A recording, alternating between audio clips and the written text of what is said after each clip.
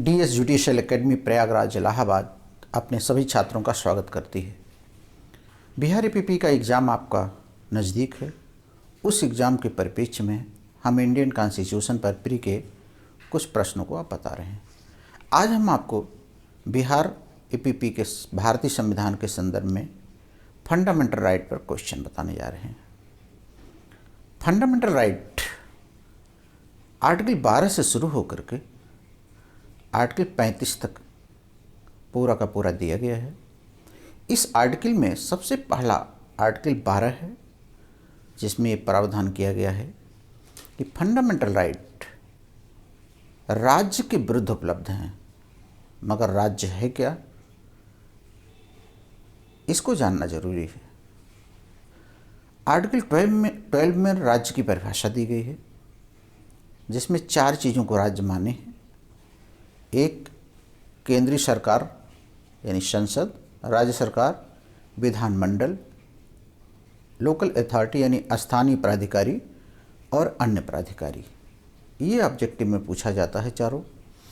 इस पर landmark judgement पूछे जाते हैं। इसके बाद वो लैंडमार्क जजमेंट है अजय हाशिया बनाम स्टेट, अर्थात कोऑपरेटिव सोसाइटी के अधीन वो सारी सोसाइटियाँ जो पंजीकृत हैं वो सब राज्य की परिभाषा में आती हैं।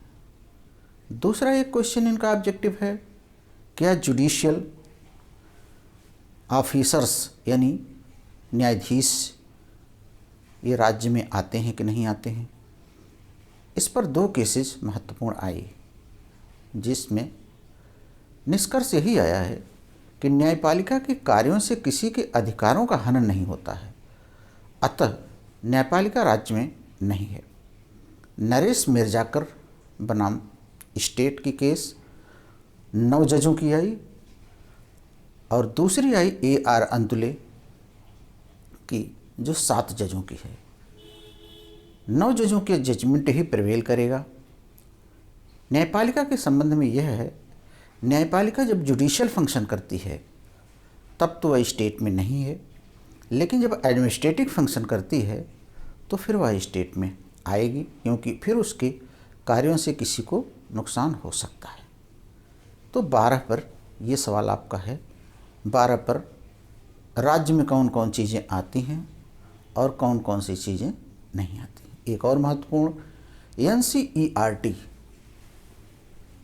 राज्य में नहीं आता है, CSIR राज्य में आता है। इसके बाद अगला सवाल सुनिए, आर्टिकल 13 जिस पर पीटी के सवाल आपके आएंगे।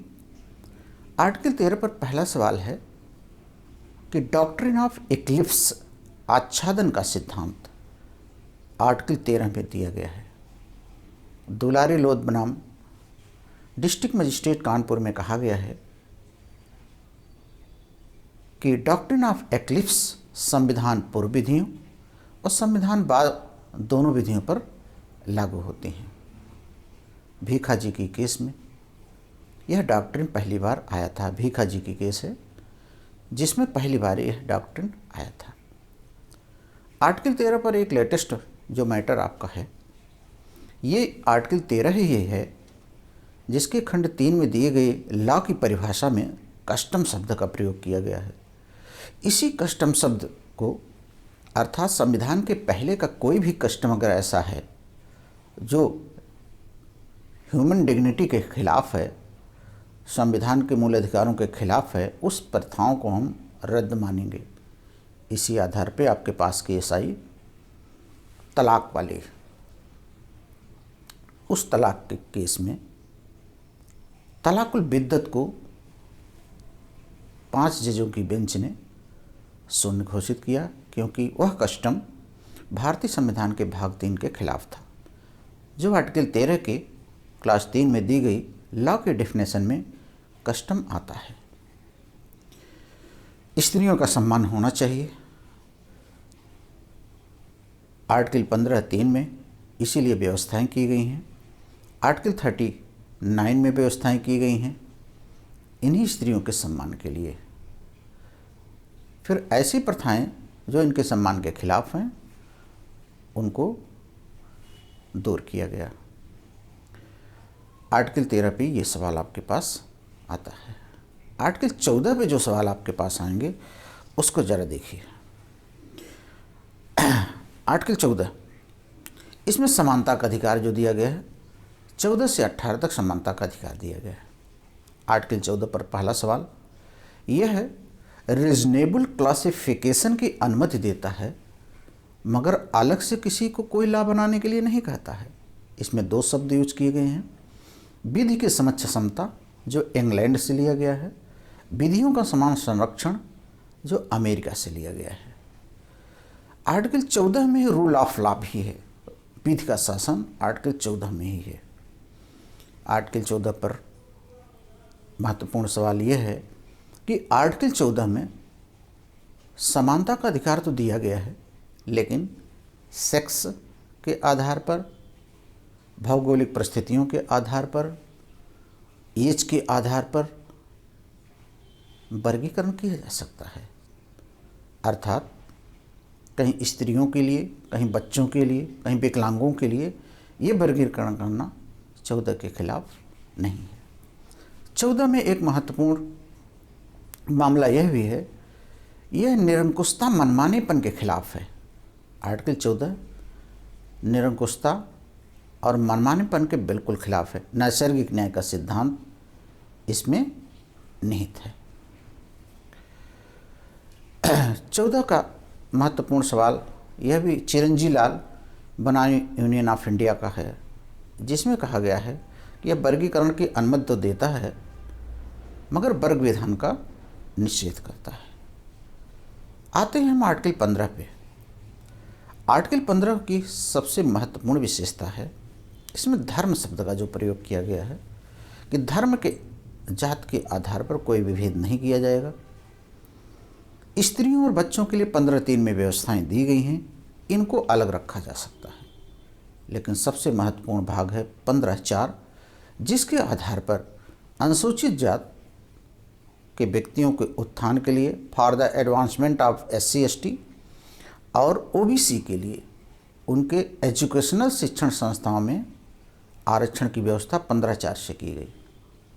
ऐसा इसलिए करना पड़ा, जब सरकार ने आरक्षण की व्यवस्थाएं की और 15(4) बिना बनाए हुए कर लिया तो उसे चंपक दोराई राजन बनाम मद्रास राज्य में चैलेंज कर दिया गया। जब यह चैलेंज हो गया तो सरकार को मजबूरन 15(4) जोड़ करके चंपक दोराई राजन बनाम मद्रास राज्य के निर्णय के प्रभाव को ख़त्म किया गया और OBC को 15(4) में आरक्षण एजुकेशनल शिक्षण संस्थाओं में दिया गया। साथ ही साथ SC/ST के एडवांसमेंट के लिए भी इसी आर्टिकल का सहारा लेकर के SC/ST एक्ट बनाया गया 1989 में, जो आपके बिहार के मुख्य परीक्षा में है। आपको बता दें, बिहार की मुख्य परीक्षा में जो अन्य लॉ हैं, जिसको हम लोग माइनर एक्ट कह रहे हैं, arms act, explosive substance act, dowry prohibition act, SC/ST act, POCSO act और करप्शन एक्ट, इन एक्टों पर एक हमारी special classes with full notes के चलेंगी। जिस दिन एग्ज़ाम APP का ख़त्म होगा उसके 2 दिन बाद यह क्लास आपकी शुरू होगी। यह क्लास पहले एक बैच चल रहा था, लेकिन उस पर लॉकडाउन की वजह से रुक गया है। आगे हम यह बैच चलाएंगे, जैसे ही प्री एग्ज़ाम होगा 2 दिन बाद यह बैच शुरू हो जाएगा। आज का वीडियो हम यहीं रोकते हैं, अगला वीडियो आपके लिए शीघ्र लेके आएंगे। सभी छात्रों को बहुत बहुत धन्यवाद।